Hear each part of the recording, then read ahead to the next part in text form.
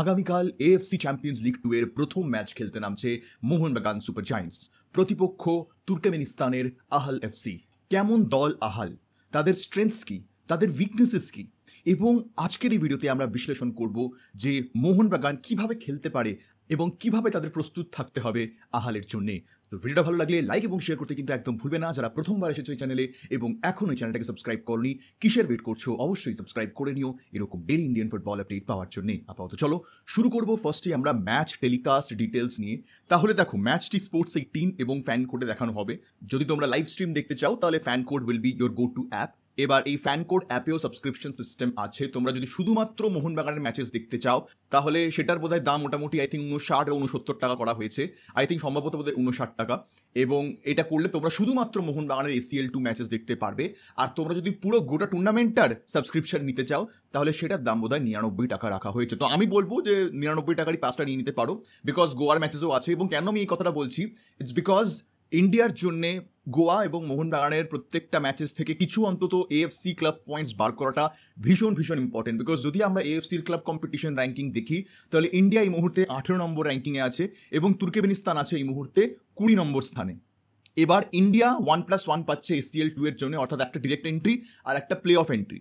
Turkmenistan কিন্তু একটা play of entry পাচ্ছে ACL 2 এর জন্য আর একটা ডিরেক্ট এন্ট্রি পাচ্ছে AFC চ্যালেঞ্জ লিগে। তো যদি তুর্কমেনিস্তানের দলগুলোকে ইন্ডিয়া না হারাতে পারে তাহলে কিন্তু দের ইজ আ চান্স যে তুর্কমেনিস্তান আমাদের টপকেও চলে যেতে পারে এবং তখন India will lose there ACL 2 direct slot এবং তখন ইন্ডিয়ান ক্লাবসদের AFC চ্যালেঞ্জ লিগে খেলতে হবে। তো সেই কারণে ইন্ডিয়ার পার্সপেক্টিভ থেকে আমাদের দুটো ক্লাবেরই খেলা ফলো করা উচিত। বাট যদি আমরা আজকে এখানে মোহনবাগান এবং আহালের কথা বলি তাহলে আমি আগেও বলেছি Ahal is the weakest team in ACL 2। এবং তুর্কমেনিস্তানের লিগ আমরা অলরেডি দেখেছি ইন্ডিয়া এবং তুর্কমেনিস্তানের খেলা, এবং সেখানেও আমরা দেখতে পেয়েছি যে ইন্ডিয়ার কোয়ালিটি মাচ বেটার দেন তুর্কমেনিস্তান। এবং সেদিক দিয়ে দেখতে গেলে ইস্টবেঙ্গলও ইনফ্যাক্ট কিন্তু গত বছর তুর্কমেনিস্তান টিমদের হারিয়ে চ্যালেঞ্জ লিগে আরও এগোতে পারতো, বাট আনফর্চুনেটলি সেটা হয়নি। Ultimately, I think they became, Arkadag I think became champions. But ঠিক আছে, I think still the quality Mohanbagan has, আহাল তার ধারে কাছেও নেই। কিন্তু আবার আমি যা শুনতে পাচ্ছি, there are multiple reports coming out যে Mohun Bagan will not play all the foreigners। এবং আই থিঙ্ক রেভ স্পোর্টসের তরফ থেকে হয়তো এই খবরটা করা হয়েছে, ফার্স্ট না সেকেন্ড আমি জানি না, but there are reports coming out যে হয়তো Mohun Bagan might start with only 3 foreigners আগের বারের মতনই, এবং সেক্ষেত্রে 2টো ফরেন সেন্টার ব্যাক এবং সামনে একা Jason Cummings. This is going to be a big problem যদি এটা হয়। আমি জানি না যে হোসে মলিনা কোন কনফিডেন্সে এরকম দল বেছে নেওয়ার সিদ্ধান্ত নিচ্ছেন, আদৌ নিচ্ছেন কিনা সেটারও কিন্তু কোনো গ্যারেন্টি নেই। জাস্ট হোপ যেন যেই প্রেডিক্টেড লাইন আপ বেরিয়ে আসছে সেটা যেন আলটিমেটলি ম্যাচ ডের দিন আমরা না দেখি আগামীকাল, because that formation is never going to work. তুর্কমেনিস্তানকে হারাতে গেলে you have to come with full strength. তুমি রবিনোকে পরের সেকেন্ড হাফ খেলাতে পারো, that is fine, but you cannot have only one foreigner up front, chances create হবে না। কারণ একটা খুব সিম্পল ফান্ডা আছে আহালের।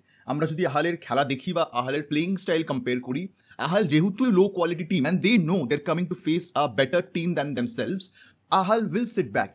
ওরা লো ব্লক ডিফেন্স খেলবে এবং ন্যাচারালি ওরা অনেক সময় 4-2-1-3 বা 4-2-3-1 ফরমেশনে খেলতে বেশি পছন্দ করে। ডাবল পিভটটা ভীষণ ইম্পর্টেন্ট আহালের, এবং যেই কারণে এরকম একটা স্টাইলের ক্ষেত্রে যেখানে প্রায় 6টা প্লেয়ার একটা সময় ডি বক্সের মধ্যে ঢুকে যেতে পারে ডিফেন্স করার জন্য, সেই ডিফেন্স ব্রেক করার জন্য you need that spark, you need that creativity in Mohun Bagan midfield.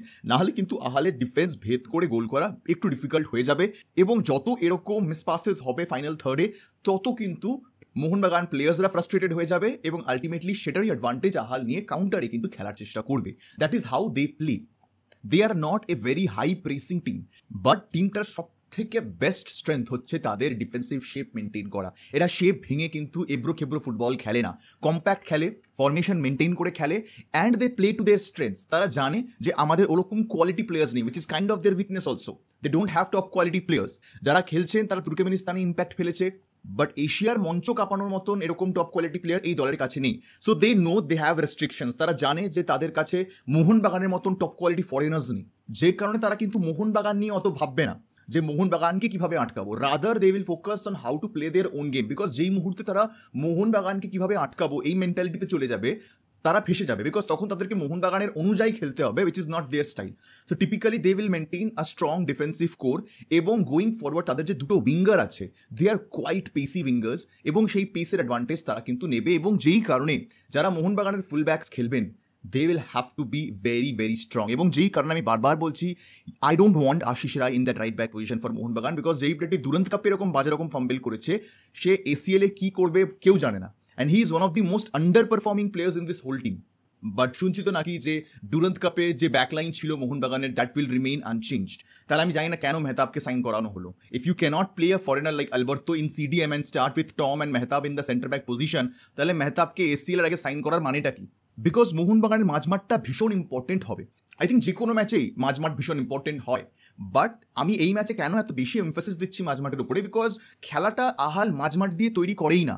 They are mainly focused on playing down the wings. তো যদি মোহনবাগান মাঝমাঠের কন্ট্রোলটা নিতে পারে, যেখানে ডাবল পিভট আহালের খেলছে, যারা ব্যাকলাইনের সামনে একটা প্রোটেকশন দিচ্ছে, এবং যেহেতু ডিফেন্সিভ শেপ মেনটেন করে তারা খেলে, তারা অনেক সময় এই ডাবল পিভটদের সাথে কম্বাইন করে বল উইঙ্গারদের দিকে ঠেলে। তো যদি এটা তাদের প্লেইং স্টাইল হয়, যদি কোনোভাবে মাঝমাঠ থেকে এই ডাবল পিভটের উপর প্রেশার দেওয়া হয়, because they are not that much tactically sound, এবং তারা এরকম বড় ম্যাচেস খেলে অভ্যস্ত নয়, সেই কারণে কিন্তু তারা ফাম্বেল করবে উইথ দ্য বল। এবং যেই কারণে মাঝমাঠে অ্যালবার্তোর মতন একটা সিডিএম, আমি জানি হয়তো অনেকেই বলবেন যে ভাই অ্যালবার্তো যে জীবনে সিডিএম খেলেনি, তাকে কিভাবে সিডিএম খেলানো যেতে পারে, which is a fair thing to see. But মোহনবাগানের অল ইন্ডিয়ান মিডফিল্ড কতটা এসিএল এর মঞ্চে মিডফিল্ডকে ডমিনেট করতে পারবে, I have my doubts. I am very happy যদি মোহনবাগান আমাকে রং প্রুভ করে, and players like Sahal, Thapa, Apuia, they get that midfield control, but it's going to be very very difficult for them to do that, specially যেখানে মোহনবাগান বেশ অনেক দিন ম্যাচের বাইরে আছে। They are not playing frequent football. হ্যাঁ, হয়তো গোয়ার সাথে একটা প্রি সিজন ম্যাচ তারা খেলেছে, but that is just a pre season match. সেই ম্যাচটাও ড্রই হয়েছে, এবং সব থেকে বড় কথা, ইটস ওয়াজ আ ম্যাচ যেখানে তুমি প্লেয়ারদেরকে একটু দেখে নিচ্ছ। তো it was not a competitive game. So competitive games না থাকাতে একটু হলেও ম্যাচ শার্পনেস প্লেয়ারদের মধ্যে কম থাকবে। তো মোহনবাগান প্লেয়ার্সরা যখন মাঠে নামবে, they will grow into the match. মানে মোহনবাগান প্রথম দিকে যেরকমভাবে খেলবে, এবং যত ম্যাচের টাইম এগোবে তত মোহনবাগান শার্প হবে, তত মোহনবাগান ভালো খেলে বলে আমি মনে করছি। But the initial few minutes Ahal নড়বড়ে থাকবে, এবং সেই ইনিশিয়াল ফিউ মিনিটসে মোহনবাগান যদি একটু অ্যাডভান্টেজ নিয়ে নিতে পারে and can take the lead, then Mohun Bagan can win this game. Because দেখো, আমরা লাস্ট ইয়ার যখন এসিএল টুতে রফসান কুবো বোধহয় সেই দলটার নাম ছিল, আমি খুব যদি ভুল না করি, তো এই রফসানের ক্ষেত্রে মোহনবাগান যখন নেমেছিল, আমরা তার আগে রফসানকে বলেছিলাম যে ভাই দলটা ভালো, এই দলটার এগেনস্টে মোহনবাগান কীভাবে জিতবে বুঝতে পারছি না, এত ভালো জায়গা থেকে আসছে দলটা। But ultimately when Mohun Bagan started playing, Ravshan was no match to Mohun Bagan. এটা মোহনবাগান গত বছর এত ফালতু ফুটবল খেলেছিল রফসানের এগেনস্টে, এত চান্সেস মিস করেছিল, that they could only draw the game.